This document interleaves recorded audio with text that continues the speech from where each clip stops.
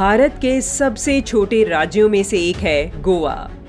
रमणीय समुद्र तट, नीले पानी, सुनहरी रेत और सैलानियों के आकर्षण का केंद्र। लेकिन इसके अतीत में आज भी भयावह सच मौजूद है।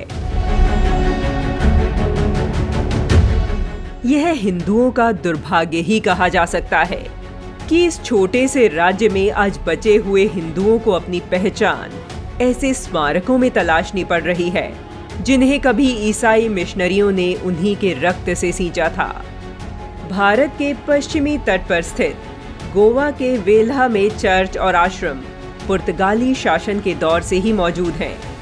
16वीं और 17वीं शताब्दी के बीच पुराने गोवा में व्यापक स्तर पर चर्चों और गिरजाघरों का निर्माण किया गया था। दुर्भाग्य से स्वतंत्र भारत में इन कुछ चर्चों और आश्रमों को वर्ष 1986 में विश्व धरोहर स्थल घोषित किया गया। यूं तो इतिहास में बहुत कुछ दफन है, लेकिन एक ऐसा स्तंभ जिस पर कभी कहीं भी बात नहीं की जाती, वह है गोवा का हाथ काटरो खंभ।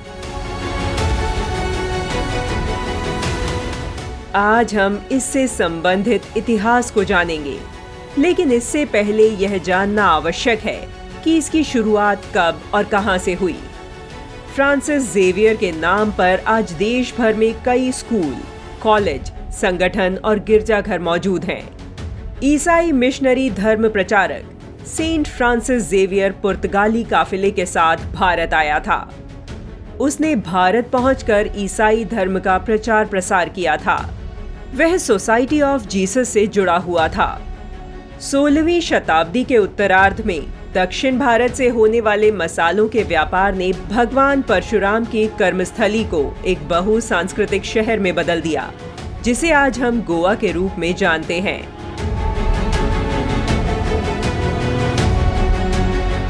देखते ही देखते पुर्तगालियों ने खुद को यहाँ सत्ता में स्थापित कर लिया। पुर्तगालियों ने सुनिश्चित किया कि वहां के स्थानीय लोग भी अब उनके जैसी ही धार्मिक मान्यताओं का पालन करें।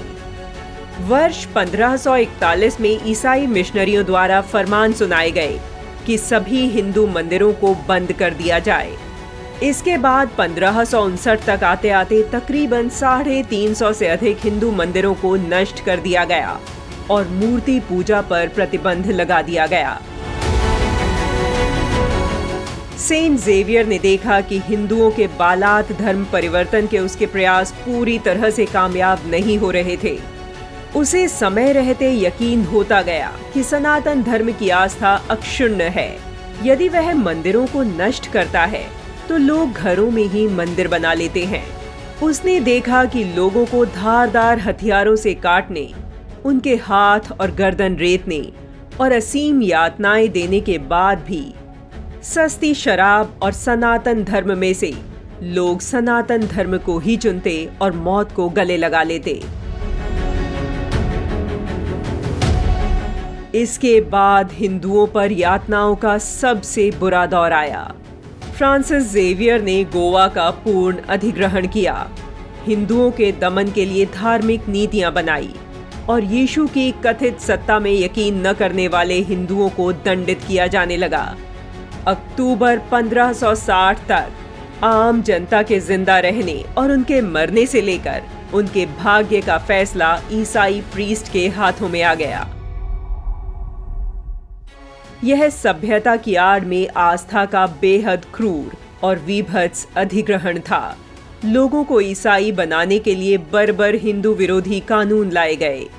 धर्मांतरण के लिए लोगों को विश्वास के कार्य की प्रक्रिया से गुजरना होता था, जिसमें नृशंस यातनाएं दी जाने लगी।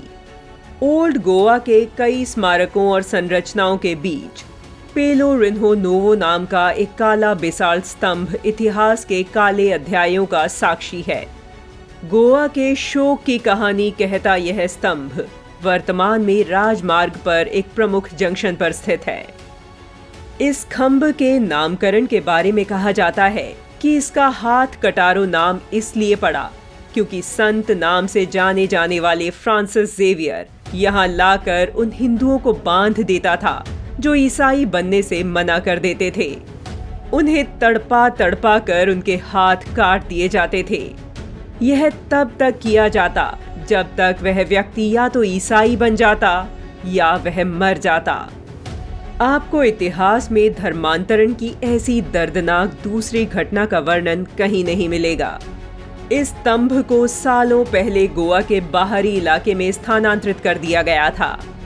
अब यह स्तंभ सड़क के किनारे में स्थित है। यह स्तंभ एक प्राचीन मंदिर का अवशेष है। यह कदंब राजवंश से संबंधित है, जिसे पुर्तगालियों ने कई मंदिरों को तोड़कर अपने दरवाजे और खिड़की की सजावट में इस्तेमाल किया था और बाद में यहाँ हिंदुओं को मारने का काम होने लगा। इस नरसंहार के बारे में लिखने वाले इतिहासकारों को भी सख्त यातनाएं दी गई। उन्हें या तो गर्म तेल में डालकर जलाया जाता या फिर जेल भेज दिया जाता। ऐसे ही कुछ लेखकों में Filippo सेसेस्ती, Charles Delon, Claudius Buchanan आदि के नाम शामिल थे। इतिहास में पहली बार हिंदू भागकर बड़े स्तर पर पलायन करने को मजबूर हुए। दुर्भाग्य यह है कि समकालीन स्मारकों के विपरीत यह स्तंभ आज तक भी एक संरक्षित स्मारक नहीं है। आज हजारों की संख्या में सैलानी गोवा सैर करने जाते हैं।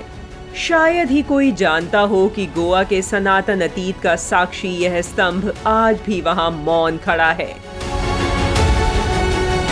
इस बार आप गोवा जाएं तो इस स्तंभ के दर्शन कर उन लोगों को श्रद्धांजलि अवश्य दीजिएगा जिन्होंने अपने हाथ कटा लिए लेकिन सनातन धर्म नहीं छोड़ा। धर्म के लिए अपने प्राण न्यौछावर करने से भी नहीं चूके।